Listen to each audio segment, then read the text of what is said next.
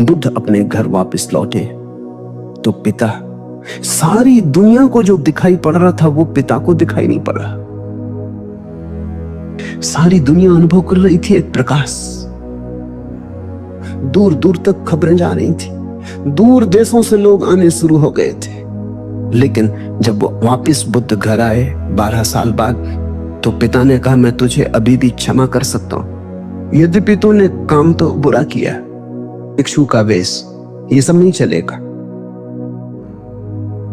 तो वापस लौटा, ये राज्य तेरा है, मैं बूढ़ा हो गया, इसको कौन संभालेगा, हो गया बचपना बहुत, अब बंद करो ये सब खेल। बुद्ध ने कहा, कृपा कर मुझे देखें तो, जो गया था वो वापस नहीं आया है, ये कोई और ही आया है जो आपके घर पैदा हुआ था, वही वापस नहीं आया है, ये कोई और ही आया है, बीज फूल होके आया है। गौर से तब देखो। पिता ने कहा, तू मुझे सिखाने चला है, पहले दिन से जब तू पैदा हुआ था तब से तुझे जानता हूं। बुद्ध ने कहा, आप और मुझे जानते, मैं तो स्वयं को भी नहीं जानता था, अभी अभी किरणें उतरी हैं और स्वयं को जानो।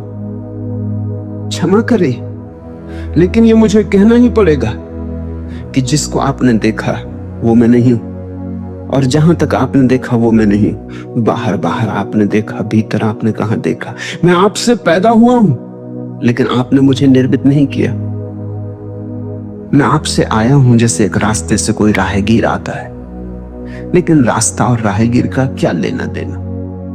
कल रास्ता कहने लगे कि मैं तुझे पहचानता हूं, तू मेरे हिस्से तो होकर आया, ऐसे ही आप कह रहे हैं, आपके पहले भी मैं था, जन्मों जन्मों से मेरी यात्रा चल रही, आपसे गुजरा जरूर, ऐसा मैं औरों से भी गुजरा हूं, और भी मेरे पिता थे, और भी मेरी माताएं थी, लेकिन मेरा होना बड़ा अलग थलग है।